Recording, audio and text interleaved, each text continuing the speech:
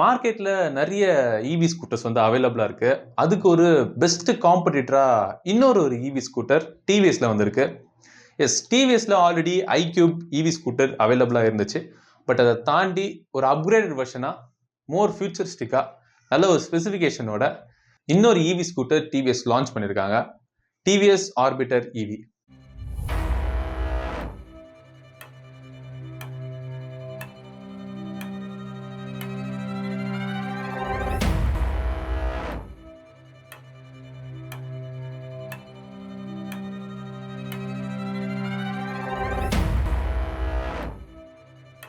இந்த டிவிஎஸ் ஆர்பிட்டர் இவியோட design, specification, features and comparison இதுக்கான பெஸ்ட் காம்படிட்டர்.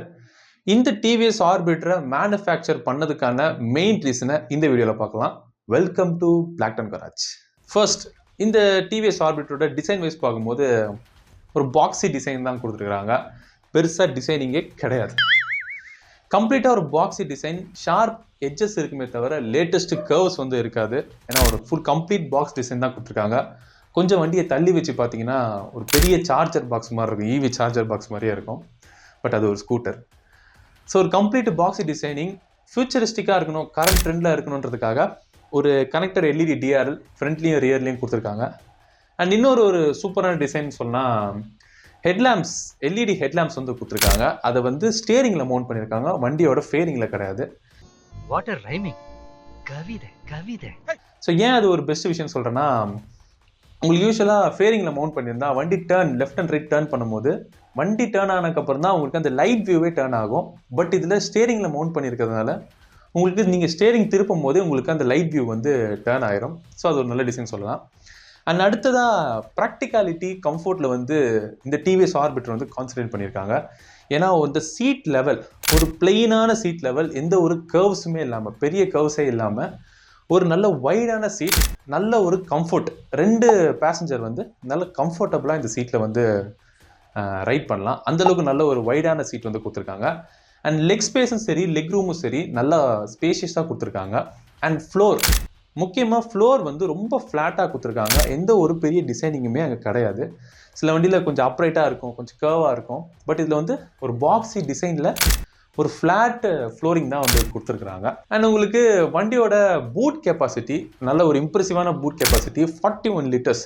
2 ஹெல்மெட் வைக்கலாம். ஆனால் ஃபுல் ஃபேஸ் ஹெல்மெட் இல்லை, ஆஃப் ஃபேஸ் ஹெல்மெட். ஸோ நிறைய பேர் 2 ஹெல்மெட் சொன்னோடனே ஃபுல் ஃபேஸ் ஹெல்மெட் நினைப்பாங்க. ஹாஃப் ஃபேஸ் ஹெல்மெட் தான் வைக்க முடியும். 2 ஹெல்மெட்டை கம்ஃபர்டபுளாக வைக்கலாம். பட் 2 ஹெல்மெட்டை தாண்டி உங்களுக்கு நிறையவே பூட் ஸ்பேஸ் கிடைக்குது. 2 ஹெல்மெட் தான் நம்ம யூஸ் பண்ணணும்னு கிடையாது.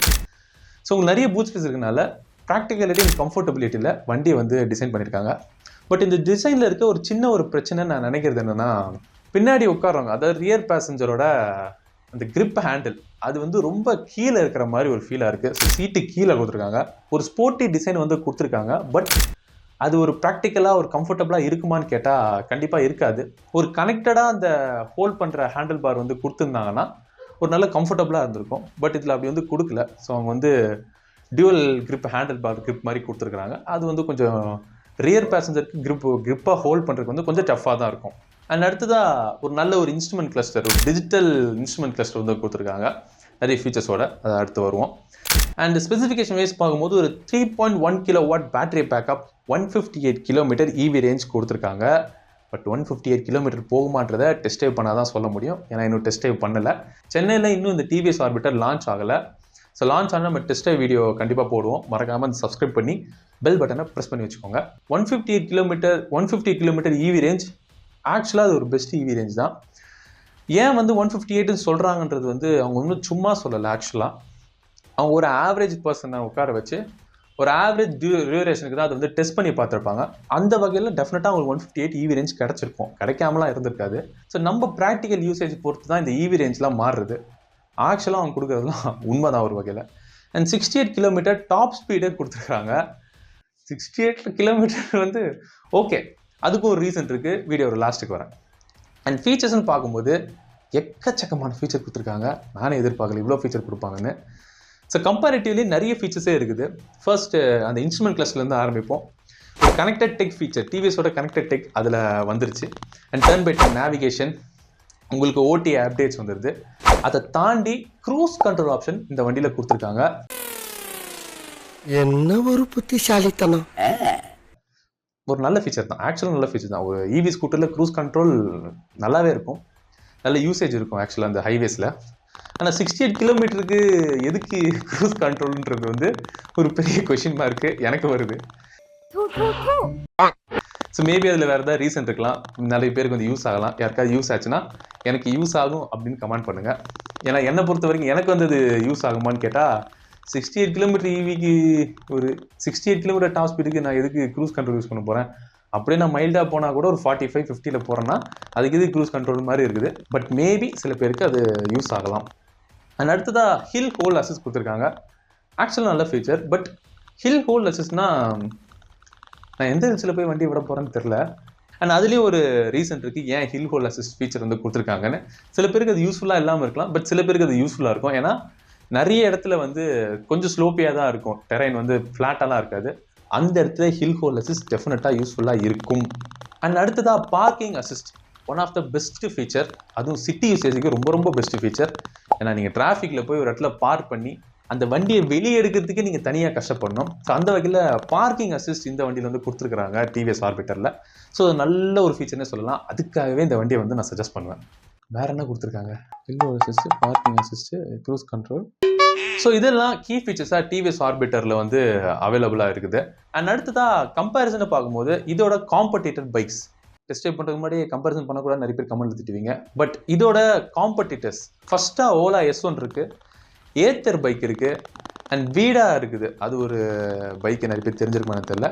அண்ட் டிவிஎஸ் iQube அவைலபிளாக இருக்குது. இதெல்லாம் தாண்டி ஏன் இந்த வண்டியை வாங்கலான்றது தான் ப்ராக்டிகாலிட்டி.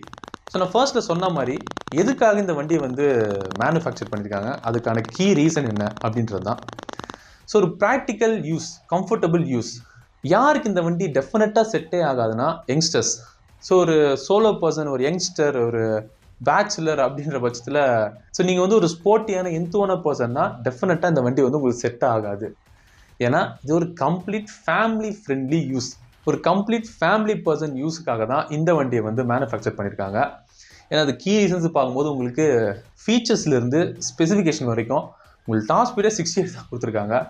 ஸோ ஃபீச்சர்ஸ் வந்து ஸ்பெசிஃபிகேஷன் அண்ட் வண்டியோட டிசைன், ஒரு கம்ஃபர்டபுளான ப்ராக்டிக்கலான டிசைன், இது எல்லாத்தையும் பார்க்கும்போது கம்ப்ளீட்டாக ஒரு ஃபேமிலி பர்சன் தான், ஒரு ஃபேமிலி யூசர் ஃப்ரெண்ட்லி தான் இந்த வண்டி வந்து செட் ஆகும். ஒரு யங்ஸ்டர் வைப்புக்கோ ஒரு பேச்சுலர் வைப்புக்கோ டெஃபினட்டாக இந்த வண்டி வந்து ஒரு எந்துவான ஒரு ஸ்போர்ட்டி எந்துவான ரைடருக்கு வந்து இந்த வண்டி டெஃபினட்டாக செட்டே ஆகாது. இந்த டிவிஎஸ் ஆர்பிட்டர் ஈவியை பற்றி நீங்கள் நினைக்கிறீங்க கமெண்ட்டில் சொல்லுங்கள். இதோட test drive video, ownership video எல்லாத்தையும் கண்டினியூவாக பார்க்குறதுக்கு மறக்காமல் சப்ஸ்கிரைப் பண்ணி அந்த பெல் பட்டனை ப்ரெஸ் பண்ணி வச்சுக்கோங்க. அப்போ தான் அடுத்தடுத்த வீடியோக்கள் உங்களை வந்து சேரும். நன்றி, வணக்கம்.